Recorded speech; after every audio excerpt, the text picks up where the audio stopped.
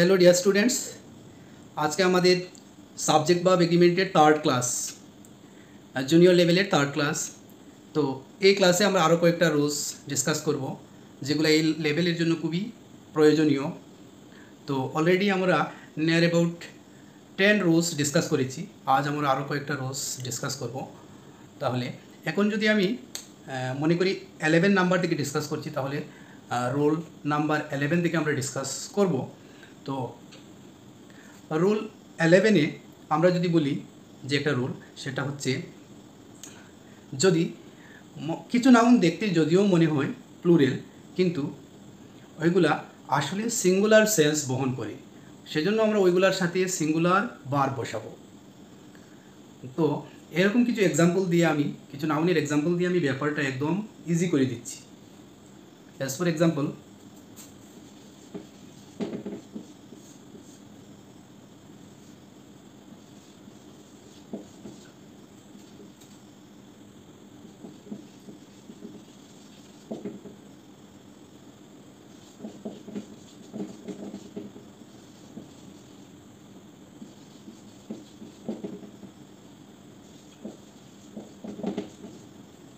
যেমন এই রুলে আমি আরও কিছু এক্সট্রা এডিশনাল জিনিস অ্যাড করছি, যেমন কোনো দেশের নাম, বইয়ের নাম বা ওই সমস্ত কিছু নাউন যেগুলা সাথে এস অ্যাড আছে, যেগুলাকে নর্মালি ফিজিক্যালি আমরা দেখতে মনে করি ওইগুলা প্লুরেল, কিন্তু অ্যাকচুয়ালি ওইগুলা সিঙ্গুলার। তাই ওইগুলোর সাথে আমরা সিঙ্গুলার নাউন ইউজ করব, সিঙ্গুলার নাউন নয় সিঙ্গুলার ভার্ব ইউজ করব।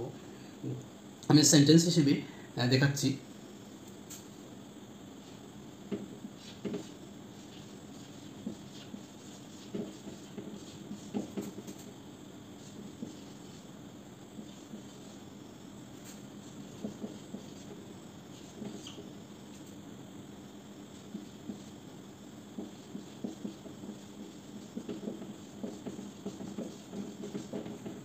যেমন এখানে আমি সেন্টেন্স লিখেছি, the wages of the employee is not satisfactory. এই জায়গাতে যে নাউনটা দ্য ওয়েজেস, ওয়েজেস নাউনটা এটা অ্যাকচুয়ালি ওয়েজ মিনস মজুরি বা স্যালারি বলা যায়। এখানে এই ওয়েজেস ওয়ার্ডের সাথে কোনো প্লুরাল কনসেপ্ট নয়, জাস্ট ওয়ার্ডটাই ওয়েজেস ওয়ার্ডটাই ওই রকম, সেজন্য এটার সাথে আমরা সিঙ্গুলার ভার্ব ইউজ করেছি। ঠিক তদ্রুপ ইনিংস, আমরা ইনিংস যদি বলি, ইনিংস থেকে একটা সেন্টেন্স বলি, the second innings of the game is over. The second innings of the game, আর হবে না, ইজ হবে, the second innings of the game is over. তো একই ক্ষেত্রে রিকেটস আমরা ইউজ করতে পারি, মাম্পস ইউজ করতে পারি। মাম্পস আর rickets their name of particular diseases, and আমরা ফিজিক্স, ম্যাথমেটিক্স আর রিকেটস অনেক কিছু ইউজ করতে পারি। ওইগুলা মূলত নাউনগুলো ওই রকম, নাউনের শেষে এস অ্যাডেড আছে, ওইগুলো আলাদাভাবে কোনো প্লুরাল সেন্স বহন করে না, ওইগুলো ওয়ার্ডগুলোই ওই রকম, সেজন্য ওইগুলোর সাথে সিঙ্গুলার ভার্ব আমরা ইউজ করব। ঠিক আছে, তারপর নেক্সট একটা রুল আমি বলছি যে কালেকটিভ নাউনের ক্ষেত্রে যখন আমরা সমষ্টিবাচক নাউন যখন আমরা উল্লেখ করব বা কোনো সমষ্টিবাচক নাউনের ক্ষেত্রে আমরা কিন্তু সিঙ্গুলার ভার্ব ইউজ করব। এক্ষেত্রে কিছু রুলস আছে। সমষ্টিবাচক নাউন যেগুলা থাকছে, ওই নাউনগুলো যদি একসাথে বসে বা একসাথে বোঝায়, ওই সমষ্টিবাচক নাউনগুলো যদি কোনো ইউনাইটেড সেন্স বোঝায় বা if they give the sense of unity, then will use the singular noun. আর ওই কালেকটিভ নাউনগুলো যদি কালেকটিভ নাউনগুলো যদি ইউনাইটেড সেন্স না দেয়, যদি ওইগুলো স্ক্যাটার্ড বা ডিভাইডেড সেন্স দেয়, তাহলে ওইগুলোর সাথে আমরা প্লুরাল ভার্ব ইউজ করব। তাহলে এক্সাম্পল দিয়ে আমি বুঝিয়ে দিচ্ছি।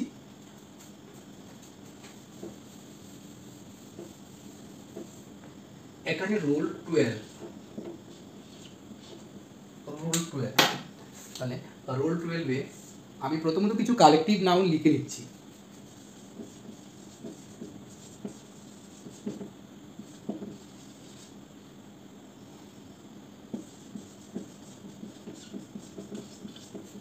যেমন বোর্ড, প্যানেল, জুরি, কমিটি, এইগুলো হলো কালেকটিভ নাউন। ওইগুলো কালেকটিভলি থাকে, একটা সিঙ্গেল একজন মেম্বার নয়, অনেকজন মেম্বার মিলে এই বডিটা, ওই সমস্ত বডিগুলা ফর্ম হয়, তাহলে সেজন্যই আমরা ওইগুলোকে কালেকটিভ নাউন বলবো। তো কালেকটিভ নাউন যদি ইউনাইটেডলি থাকে, তাহলে আমরা সিঙ্গুলার ভার্ব ইউজ করবো। আর কালেকটিভ নাউন যদি ডিভাইডেড হয়, তাহলে আমরা প্লুরাল ভার্ব ইউজ করবো। জাস্ট একটা এক্সাম্পল দিয়ে বুঝিয়ে দিচ্ছি, যেহেতু এত লেন্দি ডিসকাশনের কোনো সুযোগ নেই।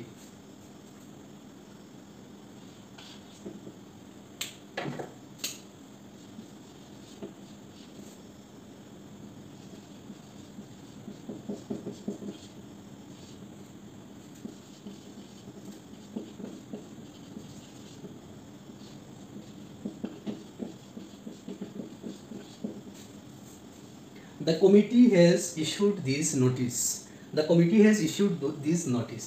এই জায়গাতে the committee has বসেছে, কমিটির পর has বার বসেছে, has বারটা সিঙ্গুলার।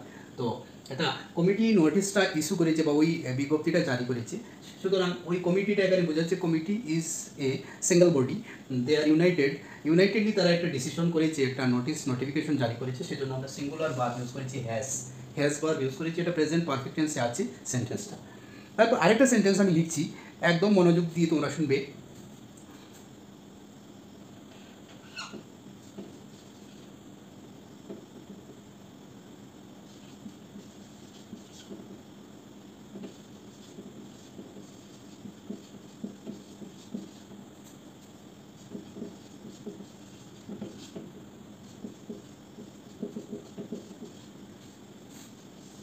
এখানে আরেকটা নাউন আমি ইউজ করে দিচ্ছি, দা জুরি আর ডিভাইডেড ইন দেয়ার পজিশন।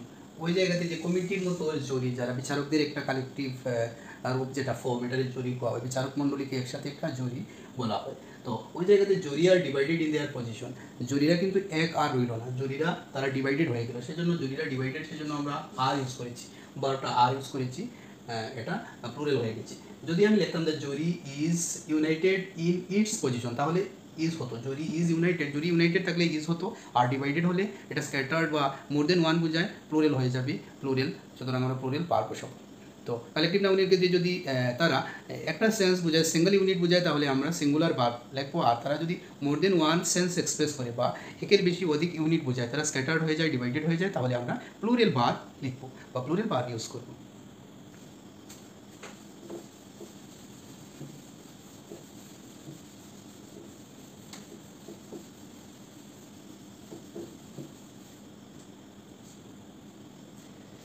তারপর নেক্সট রুলটা আমি এইভাবে বলবো যে কিছু নাউনের আগে ডিটারমিনার বসে, ডিটারমিনারের সাথে প্রিপোজিশনও থাকে।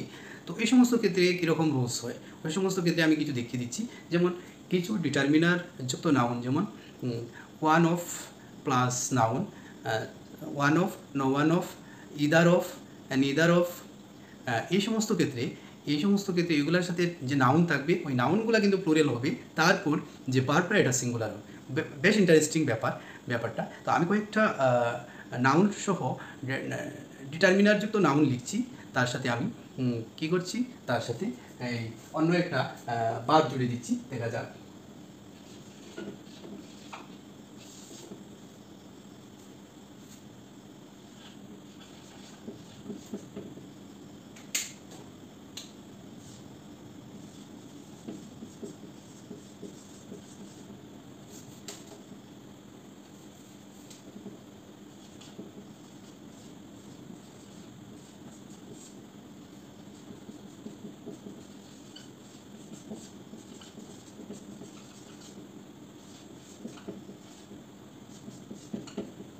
যেমন আমি কিছু ডিটারমিনার প্লাস প্রিপোজিশন লিখেছি, one of, no one of, either of, neither of, et cetera. তো এই সমস্ত কনস্ট্রাকশনের সাথে, ওই সমস্ত কনস্ট্রাকশনের সাথে আমরা কী করবো, ওই সমস্ত কনস্ট্রাকশনের সাথে এটার সাথে প্লাস করে দিলাম, প্লাস দিলাম,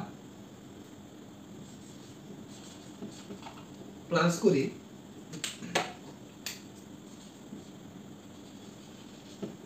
করে আমরা প্লুরাল নাউন বসাবো, কিন্তু ভার্ব সিঙ্গুলার হবে। Plural noun equal to singular verb, one of, no one of, either of, neither of, এইগুলোর সাথে আমরা প্লুরাল নাউন ইউজ করব, আর ভার্ব সিঙ্গুলার। আমি একদম সিম্পল একটা এক্সাম্পল দিয়ে বুঝিয়ে দিচ্ছি।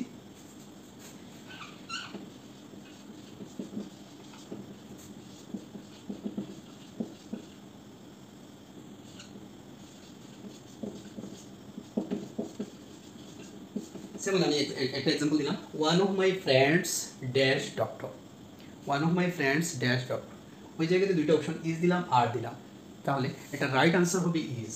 এই সূত্র অনুসারে one of, no one of, either of, neither of, plus plural noun singular verb. এখানে ওয়ান অফ, তারপরে মাই ফ্রেন্ডস, ওয়ান অফের পর মাই ফ্রেন্ডস, এই মাই ফ্রেন্ডসটা প্লুরাল, ওয়ান অফের পরে plus plural noun equal two আমরা সিঙ্গুলার ভার্ব বসাবো, ইজ বসাবো। এই সূত্র হচ্ছে এরকম। এরকম সূত্র হচ্ছে এটা। তাইলে ওই ব্যাপারটা আমরা দেখবো।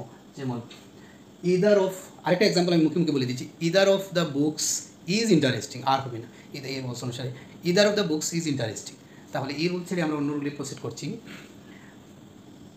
তারপরে রুল হচ্ছে খুবই ইন্টারেস্টিং একটা এক্সেপশনাল রুল, যেমন ব্যতিক্রমধর্মী রুল। ওই রুলটা হচ্ছে কিছু নাউন কী হয়, কিছু নাউন বা সাবজেক্ট সিঙ্গুলার হলেও বার প্লুরাল হয়ে যায়। এটার কিছু কেস, যেমন কোনো ক্ষেত্রে স্ট্রং ইচ্ছা বোঝায়, কোনো কল্পনা বোঝায়, ইচ্ছা বোঝায়, বা যা হওয়ার নয় তা বোঝায়। তারপর কোনো ক্ষেত্রে আমরা যদি উইশ বুঝাই বা কারোর জন্য ব্লেসিংস করি, উইশ করি, ওই সমস্ত ক্ষেত্রে সিঙ্গুলার নাউন কিন্তু বার প্লুরাল হয়। এই ক্ষেত্রে আমি কয়েকটা এক্সাম্পল দিয়ে ব্যাপারটা একদম সহজ করার চেষ্টা করছি। যেমন আমি এক্সাম্পল বলে দিচ্ছি।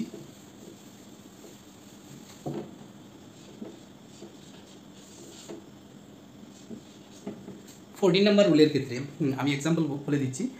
যেমন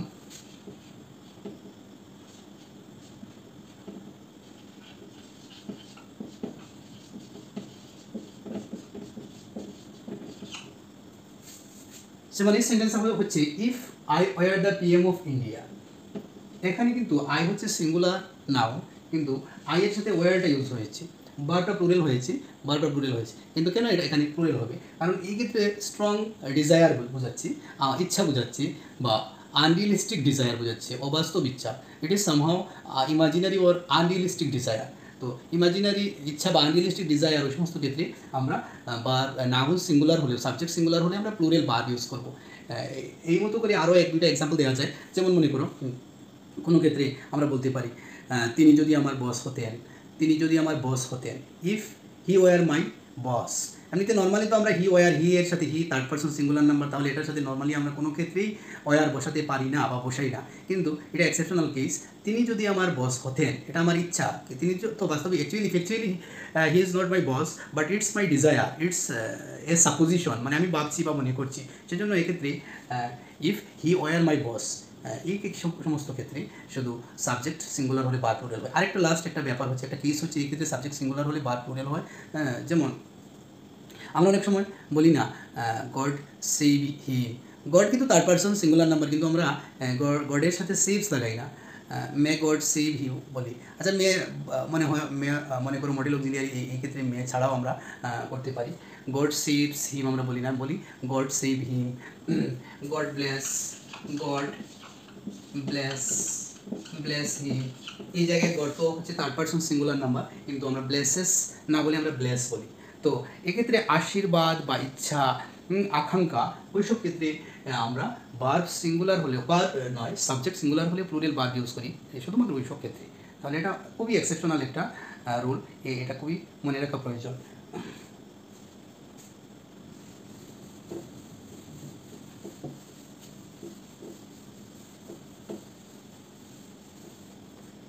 নেক্সট রুল হচ্ছে কিছু সেন্টেন্সে নাউনগুলা ফলোড বাই প্রিপোজিশন, নাউনগুলা প্রিপোজিশনকে ফলো করে, অর্থাৎ নাউনের পরে প্রিপোজিশন হয়। আবার ওই সমস্ত সেন্টেন্সে দুইটা নাউন থাকলে নাউনের আগেও প্রিপোজিশন হয়, পরেও প্রিপোজিশন হয়। তো ওই সমস্ত ক্ষেত্রে নিয়ম হচ্ছে যে প্রথম যে সাবজেক্ট থাকবে, প্রথম যে নাউন থাকবে, ওই নাউন অনুসারে তোমার নাউনের পার্সন নাম্বার অনুসারে বারটা বসবে। সেকেন্ড নাউনটা আমরা দেখবো না। তাহলে কোনো সেন্টেন্সে দুইয়ের বেশি নাউন থাকলে সেটা প্রিপোজিশন দ্বারা যুক্ত থাকলে প্রথম নাউন অনুসারে আমরা বারটা বসাবো। এই এক্সাম্পল দিয়ে আমি সহজ করছি ব্যাপারটা। যদি এটা 15 নাম্বার রুল,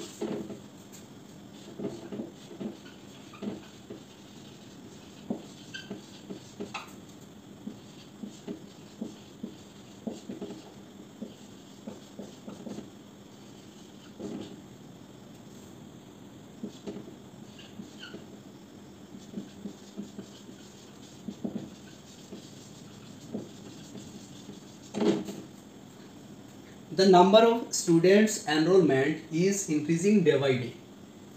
এখানে ফার্স্ট নাউন হচ্ছে দ্য নাম্বার, ফার্স্ট নাউন বা সাবজেক্ট ওয়ান, বা আমরা বলি নাউন ওয়ান হচ্ছে দ্য নাম্বার। তারপর প্রিপোজিশন আছে, তারপর আছে second noun students, subject to বা নাউন টু আছে স্টুডেন্টস। সাবজেক্ট ওয়ান হচ্ছে সিঙ্গুলার, দ্য নাম্বার হচ্ছে সিঙ্গুলার, তারপর অফ প্রিপোজিশন আছে, তারপর সাবজেক্ট টু আছে। তো সাবজেক্ট ওয়ান হচ্ছে সিঙ্গুলার, সাবজেক্ট টু হচ্ছে প্লুরাল। তো আমাদের নিয়ম হচ্ছে যখন কোনো নাউন ফলোড বাই প্রিপোজিশন হবে বা প্রিপোজিশনের আগে পিছিয়ে নাউন থাকবে, সেক্ষেত্রে প্রিপোজিশনের আগের নাউন বা আগের সাবজেক্ট অনুসারে বার হবে, অর্থাৎ আগের সাবজেক্টের নাম্বার পার্সন অনুসারে বার করবে। তাহলে আমরা এখানে দেখলাম the number of students, the নাম্বারটা সিঙ্গুলার থাকায় সেজন্য এই তোমার ইজ বসেছে, ইজ। স্টুডেন্টস যদিও প্লুরাল কিন্তু ফার্স্ট সাবজেক্ট যেটা এটা সিঙ্গুলার থাকায় বা সিঙ্গুলার হয়েছে। এভাবে আমরা আরেকটা এক্সাম্পল দিচ্ছি, আমি মুখে মুখে দিয়ে দিচ্ছি, যেমন the price of commodities has been growing up day by day. The price of commodities, এখানে দ্য প্রাইস হচ্ছে সিঙ্গুলার, অফ কমোডিটিস, অফ প্রিপোজিশনের পরে আবার কমোডিটি বসেছে, কমোডিটিস বসেছে, এটাও নাউন কিন্তু প্লুরাল নাউন। ফার্স্ট নাউনটা সিঙ্গুলার, সেজন্য আমরা বলতে পারি the price of commodities is increasing day by day. আর হয়নি, ইজ হয়েছে, the price of commodities is increasing day by day. The price singular, সেজন্য ইজ বসেছে। সেকেন্ড নাউন বা সেকেন্ড সাবজেক্টটা যদিও প্লুরাল, সেজন্য ফার্স্ট সাবজেক্ট অনুসারে নাউন হয়েছে। তাহলে আজকে এতটুকুই থাক। আশা করি এই আলোচনাটা খুবই সিম্পল এবং খুবই কম্প্রিহেন্সিভ হয়েছে। Hope you will have a very good sense of this grammar subject verb agreement.